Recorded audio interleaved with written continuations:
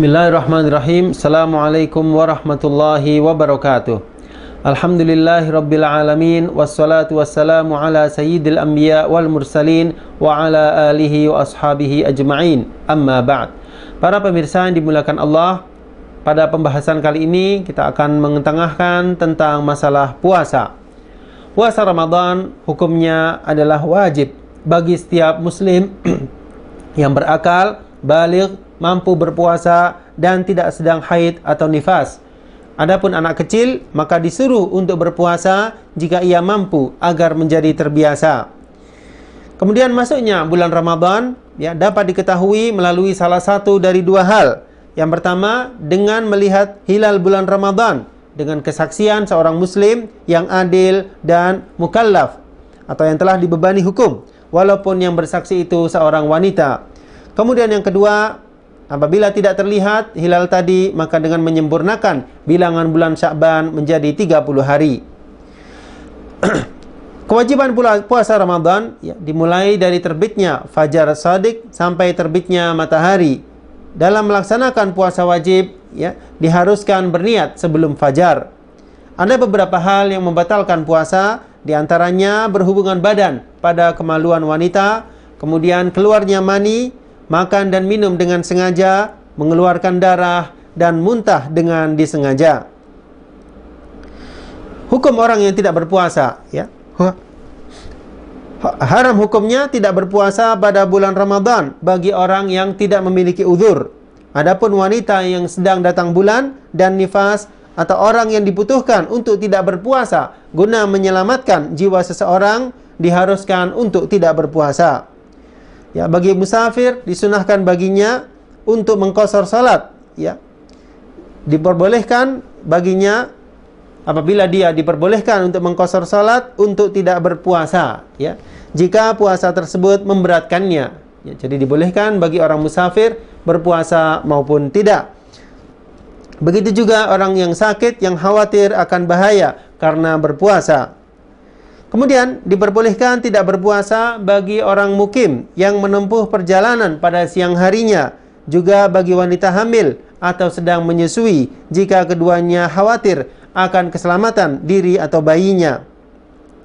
Barang siapa yang tidak mampu berpuasa karena sudah tua atau karena sakit yang tidak ada harapan untuk sembuh, maka ia memberi makan satu orang miskin untuk setiap hari di mana ia tidak berpuasa dan tidak perlu mengqadanya. Orang yang mengakhirkan qada puasanya karena adanya suatu uzur hingga datang Ramadan tahun berikutnya, maka ia hanya berkewajiban untuk mengqada saja. Kemudian berkaitan dengan puasa sunnah, maka puasa sunnah yang paling utama adalah puasa 1 hari dan berbuka 1 hari, sebagaimana dilakukan oleh Nabi Dawud alaihissalam.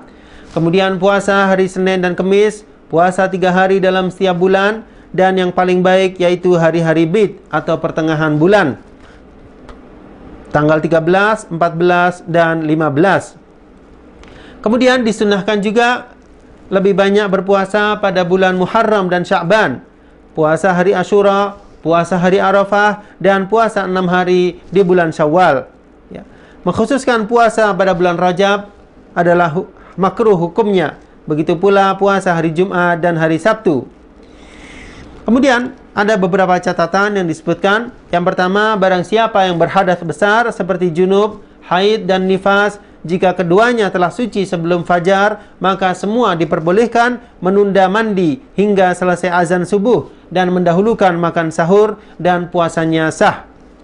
Yang kedua, seorang wanita boleh menggunakan obat penunda datang bulan pada bulan Ramadan dengan tujuan agar ia dapat ikut serta beribadah bersama kaum muslimin, jika hal itu tidak berbahaya baginya. Yang ketiga, seseorang yang sedang berpuasa boleh menelan air ludah atau dahak yang ada dalam kerongkongannya. Dalam sebuah hadis, Nabi SAW bersabda, "La tazalu ummati bi khair ma ajjalul iftar wa akharus suhur." Umatku senantiasa berada dalam kebaikan selama mereka menyegerakan berbuka dan mengakhirkan makan sahur. Beliau juga bersabda, agama ini senantiasa berjaya selama manusia menyegerakan berbuka, karena orang-orang Yahudi dan Nasrani menunda-nundanya. Kemudian disunahkan berdoa ketika akan berbuka. Nabi SAW bersabda, sesungguhnya orang yang berpuasa ketika ia berbuka mempunyai doa yang tidak tertolak. Doa yang disunahkan untuk kita baca adalah dhahabadh dhama wa btallatil uruq wa thabatal ajru insyaallah. Telah datang dahaga, telah hilang dahaga, dan urat-urat telah basah, dan semoga mendapatkan pahala di sisi Allah. Ya, disunahkan berbuka dengan rutab atau kurma basah, jika tidak ada dengan kurma kering, dan jika tidak ada dengan air. Ya. Kemudian seseorang yang sedang berpuasa hendaknya dia menjaga lisannya, anggota tubuhnya dari segala yang mendatangkan murka Allah Subhanahu wa taala, dari segala apa yang diharamkan, dari segala kesalahan maupun dosa. Ya. Nabi SAW bersabda, "Man lam yada' qawla zur wal 'amala bihi, falaysa lillahi hajah fi an yada'a ta'amahu wa syarabah." Barang siapa yang tidak meninggalkan perkataan bohong atau melakukan perkataan bohong tersebut, maka Allah tidak membutuhkan ia meninggalkan makan dan minumnya. Hadis riwayat Imam Bukhari. Kemudian dalam puasa Ramadan terdapat satu malam yang lebih baik dari 1000 bulan, yaitu malam Lailatul Qadar. Ya, yang letaknya atau saatnya pada 10 malam hari yang akhir, pada malam-malam ganjilnya, ya, di mana orang yang beribadah pada malam tersebut nilainya lebih baik daripada beribadah 1000 bulan. Kemudian disunahkan bagi mereka yang mampu untuk melakukan iktikaf. Ya. Iktikaf yaitu berdiamnya seorang muslim yang berakal di dalam masjid untuk melakukan ketaatan. Ya.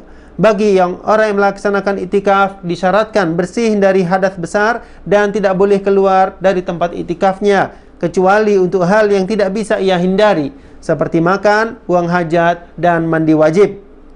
Ya, iktikafnya menjadi batal jika ia keluar dari masjid tanpa ada keperluan apa-apa atau melakukan hubungan intim. Ya, iktikaf disunnahkan untuk dilakukan sepanjang waktu dan lebih ditekankan pada bulan Ramadan, dan lebih ditekankan lagi pada 10 hari yang terakhir. Mudah-mudahan kita semua dimudahkan Allah Subhanahu wa taala untuk bisa menjalankan ibadah puasa Ramadan dengan sebaik-baiknya sehingga kita menjadi insan yang bertakwa. Mudah-mudahan apa yang kami sampaikan bermanfaat. Billahi taufiq wal hidayah. Wassalamualaikum warahmatullahi wabarakatuh.